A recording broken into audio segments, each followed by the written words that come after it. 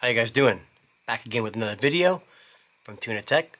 My name is Jason, and today is my year-end video. It's not going to be very long, but you're going to get to see what some of my favorite devices of the year are. So, here we go.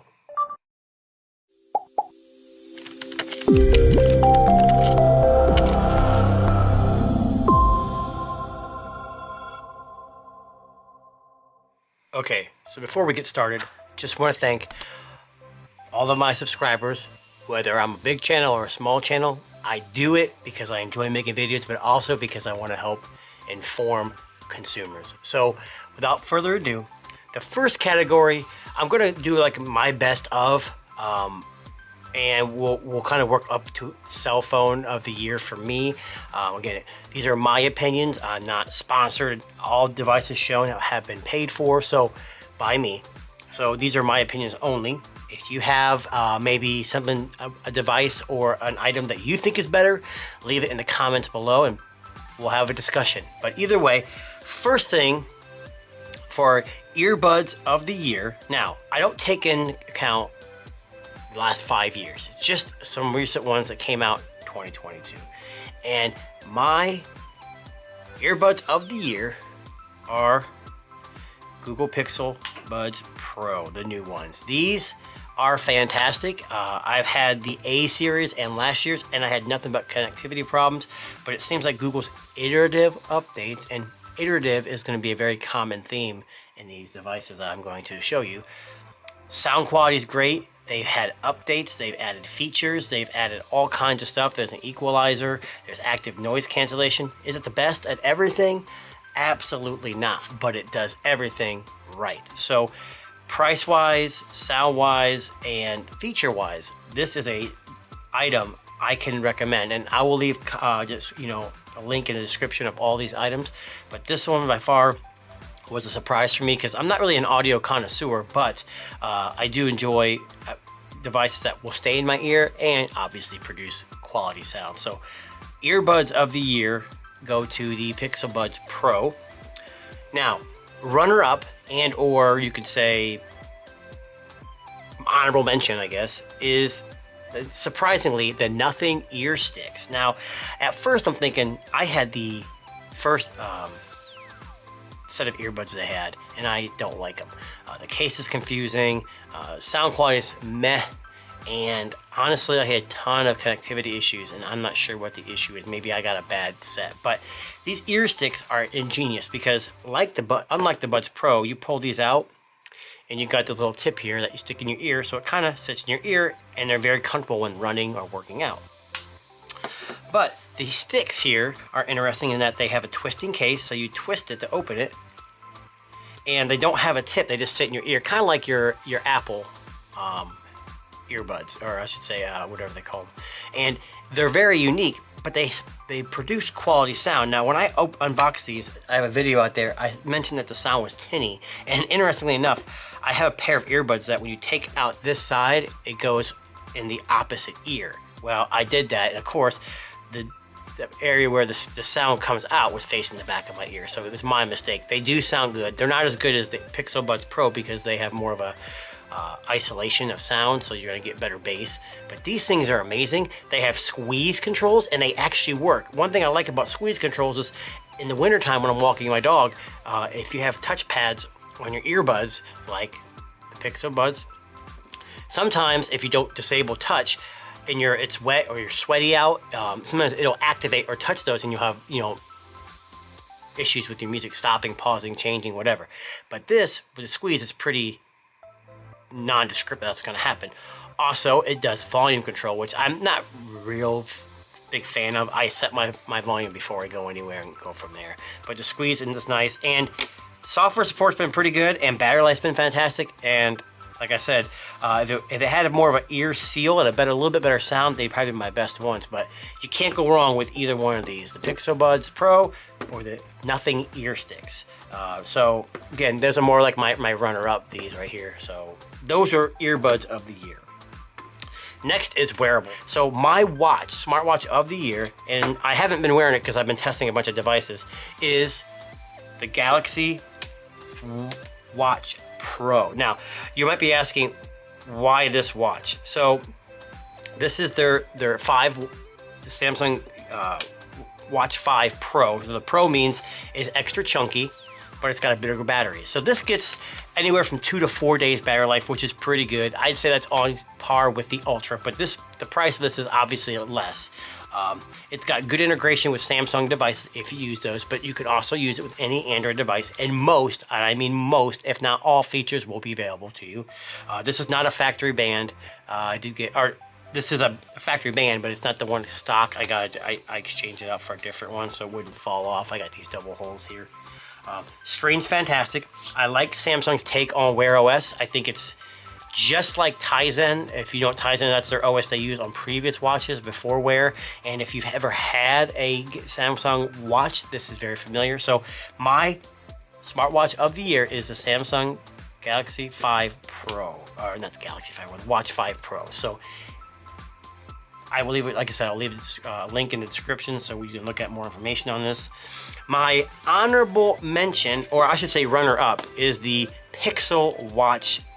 Now, you might be wondering where this band came from. This is something that some YouTubers and some people I follow on Twitter introduced me to. This looks like a Galaxy or a Apple Watch Ultra band. It's a cheap knockoff from Amazon. I think it was like 15 bucks. So this watch is the runner-up because of two things. It's a fantastic first try.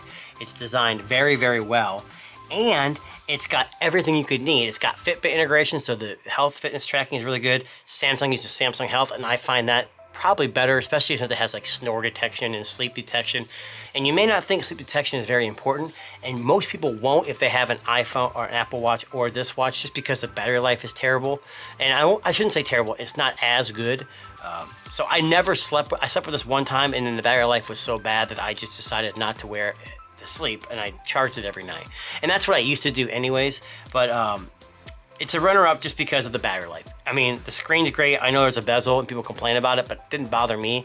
The size is a little small, but again, I don't really have big wrists, so it's not a huge deal breaker for me. But the biggest complaint I had was that it did not have stellar battery life, and I think being pampered with the Galaxy Watch and the watch I'm wearing right now kind of left me wanting more.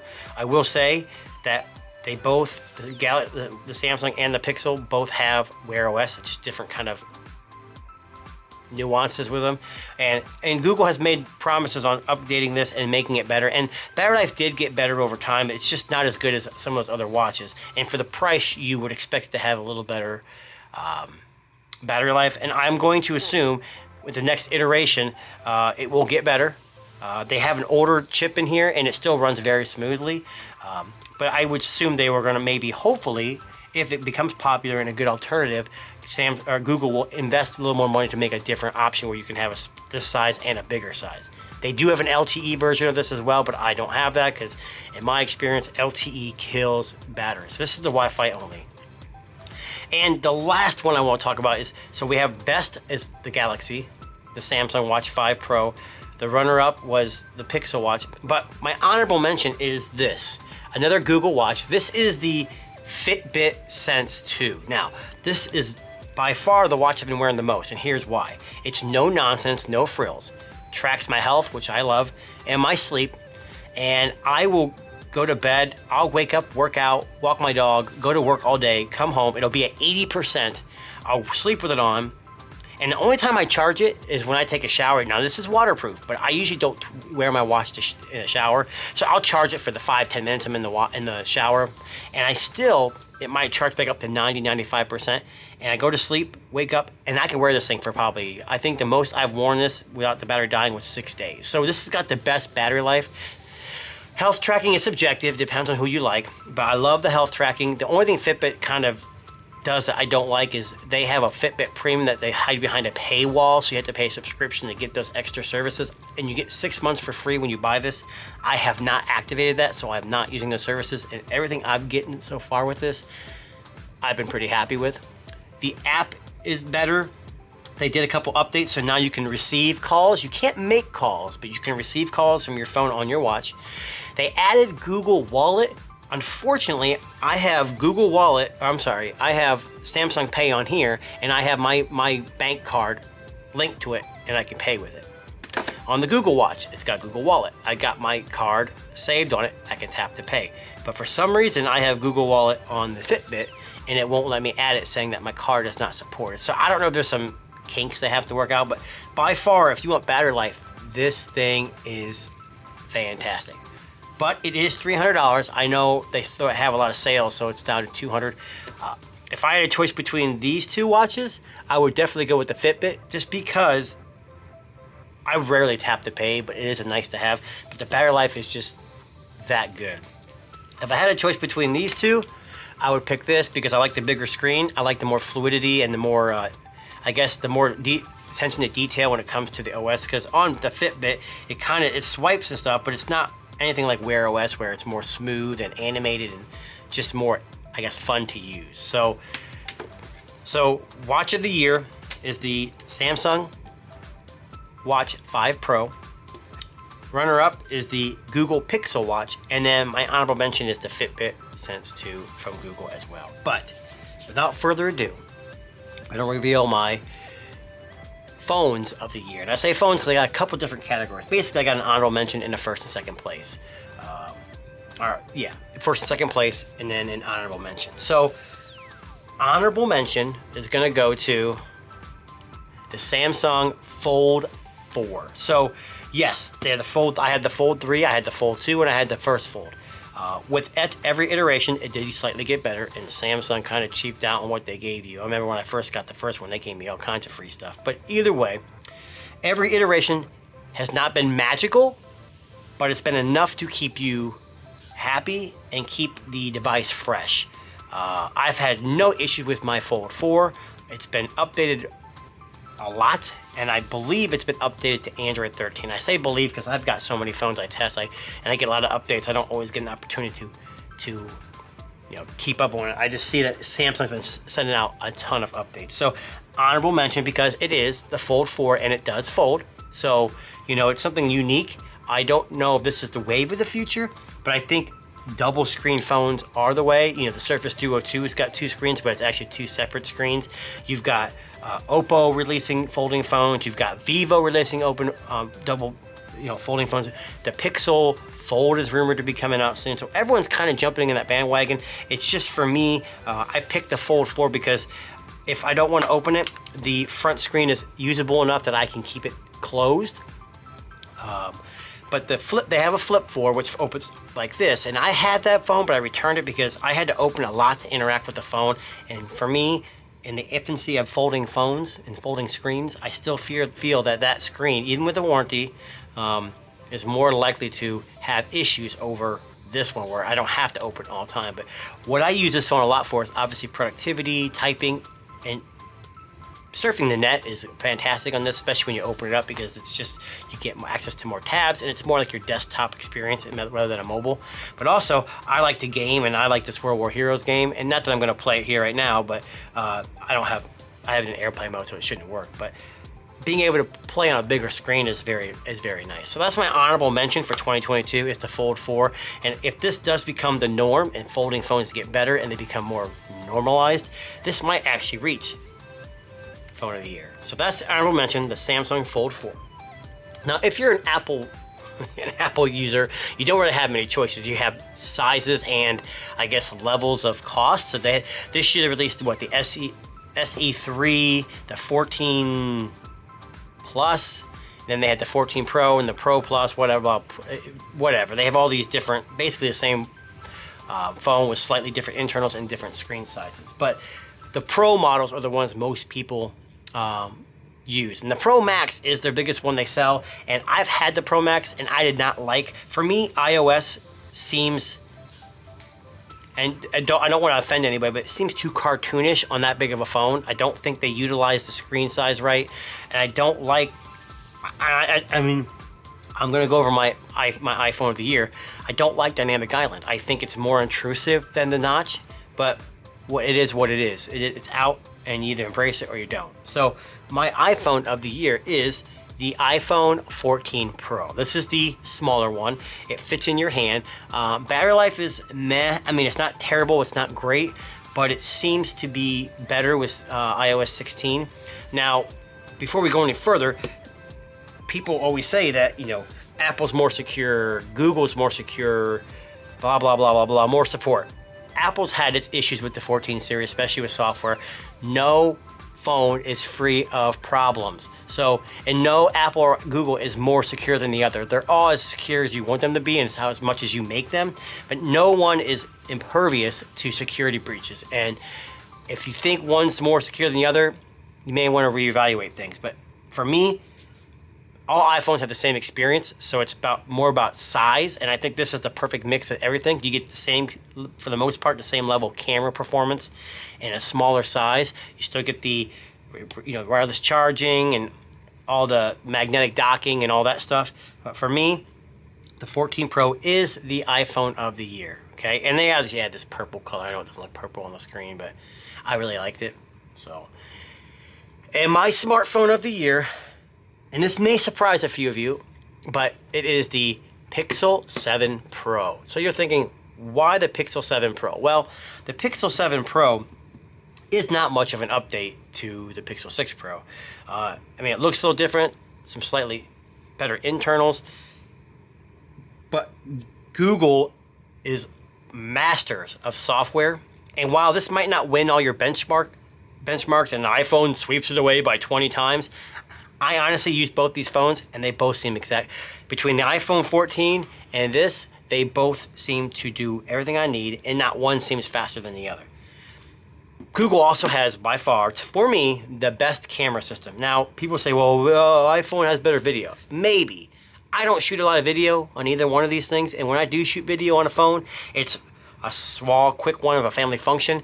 I think the video on its quality is just fine for what I use it for. People have, you know, talked about overheating issues, software issues, and yes, the Pixel 6 Pro was prone to some software issues, and I actually had to return the 6 Pro to get a different one, but I've had no issues with the 7, and even since this has been out, they've had feature updates, they've added things, they have clear calling. I mean, the things that they've added to this phone make it so much more better, and so much more better. That didn't make sense, but you know what I'm saying. It seems like a phone that's personalized to you. It takes what you do and it makes your life better. And that's what I like about it. And the Google Assistant is just leaps and bounds above anything out there. Alexa or Bixby or, you know, any of those things. Siri. So this is my phone of the year. And it's got a great screen, great battery life, great cameras, great features, and I think the general consumer will be very happy they purchase this. Even if you're coming from Apple, I think moving to this will not be much of a change.